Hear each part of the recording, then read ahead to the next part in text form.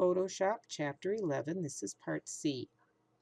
We've just finished up the dog at beach clip, and the next thing we're going to work on is the layer 4 dogs clip. So move your playhead to the beginning of layer 4 dogs, and we're going to add an animation. Click the arrow in the 4 dogs clip to display the motion panel. Choose Zoom and choose Zoom In from the Zoom menu. You have a choice of Zoom In or Zoom Out. We're going to Zoom In. On the Zoom From grid, select the upper left corner to zoom in from that point, and make sure you select Resize to fill canvas if it's not selected. And then click an empty spot on the timeline to close the motion panel. Drag the playhead across the clip to preview the effect. You're going to enlarge the image in the very last keyframe to make the zoom a little more dramatic. Click the arrow on the left side of the dog's clip to reveal the attributes for that clip. There are 2 keyframes. The first one is for the beginning of the zoom effect, and the other one for the end. Click the right arrow next to the transform attribute under Video Group 1 to move the playhead exactly onto the last keyframe, and then select Edit, Free Transform,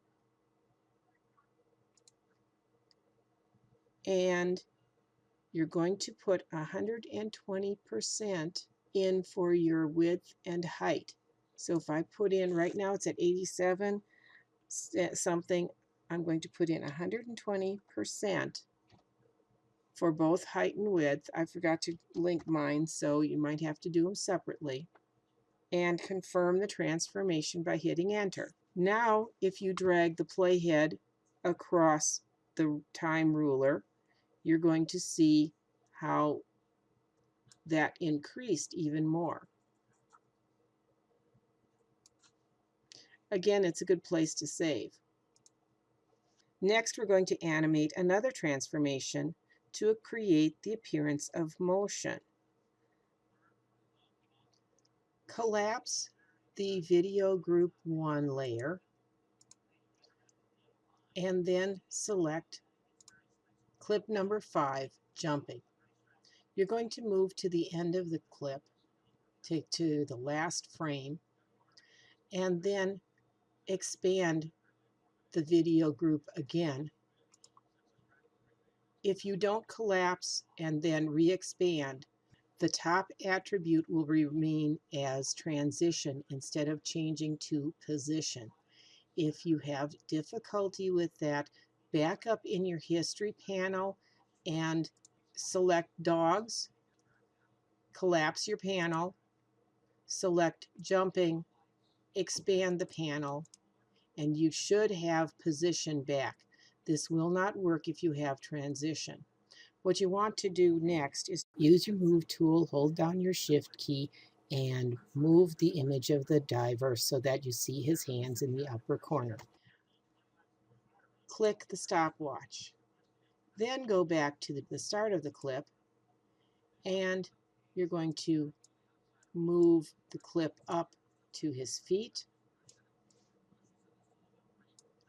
which automatically sets the second keyframe, and then as you run the playhead across the timeline, you're going to see how that moves.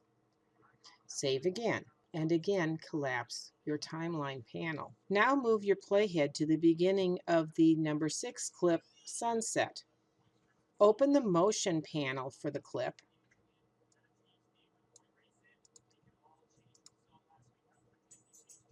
Choose Pan and Zoom, Zoom Out, and make sure that Resize to Fill Canvas is selected. And again, you're going to click an empty area of the timeline to close the motion panel. Move the playhead across the last clip to preview the effects. Next, we're going to add transitions. Transition moves a scene from one shot to the next.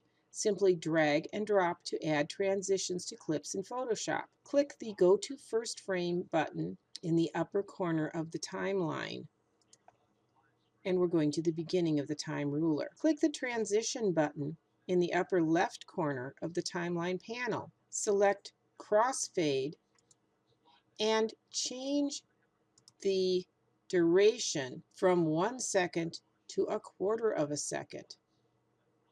So you're going to type in 0.25.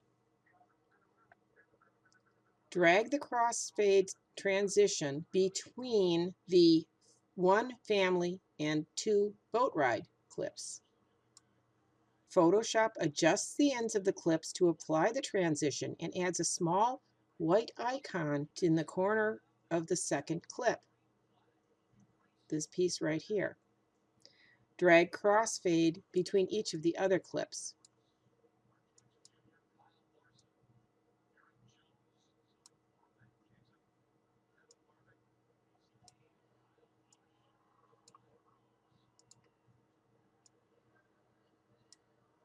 Drag a fade with black transition to the end of the final clip.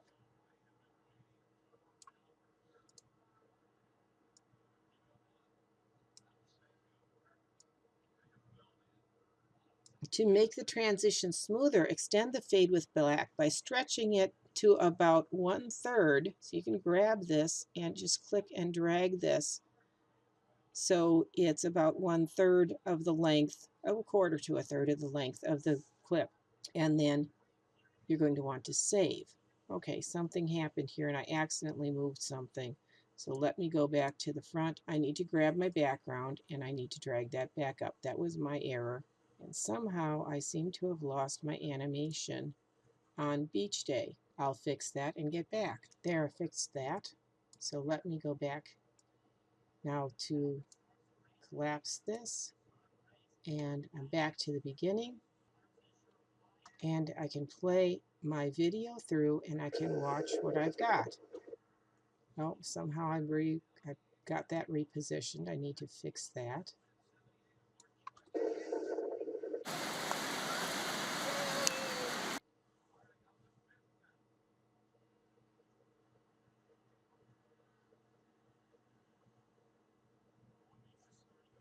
The last thing that we want to do is add audio. You can add a separate audio track to a video file in Photoshop, and the timeline already includes an audio track by default. We're going to add an MP3 file to play as the soundtrack. Click the note icon in the audio track at the bottom of the timeline panel and choose Add Audio. Select the beach song MP3 file and click Open. It's a lot longer than the video.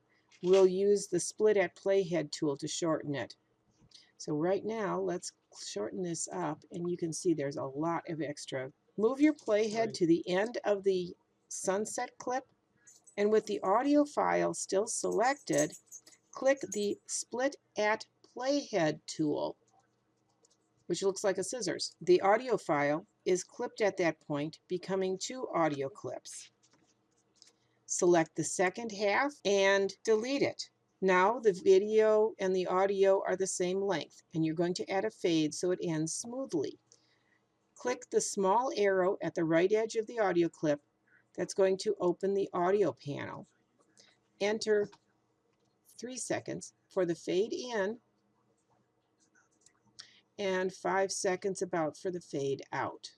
Click off to activate the transitions. You view portions of the video by moving the playhead across the time ruler. We're going to preview the entire video using the play button in the timeline. So just click the play button. It looks good, but we've got unwanted background noise from the video clips, and we're going to get rid of that extra noise now.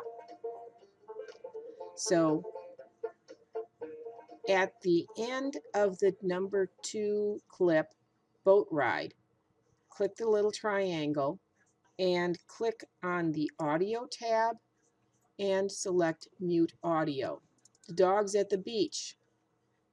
Same thing. Mute the audio. This was static. This was static. And this is also a static image. So we should have gotten rid of the audio that way. So now let's play this through again. Save this, and now you are ready to export this. You can go to File, Export Render Video, or just click the Render Video button in the lower left corner of the timeline panel. That's this button down here in the corner. We're going to export this as an MP4 file, so it's going to be relatively small. Name it 11 Final and include your initials. And we want to use for a format, they give you the Vimeo 720p 25.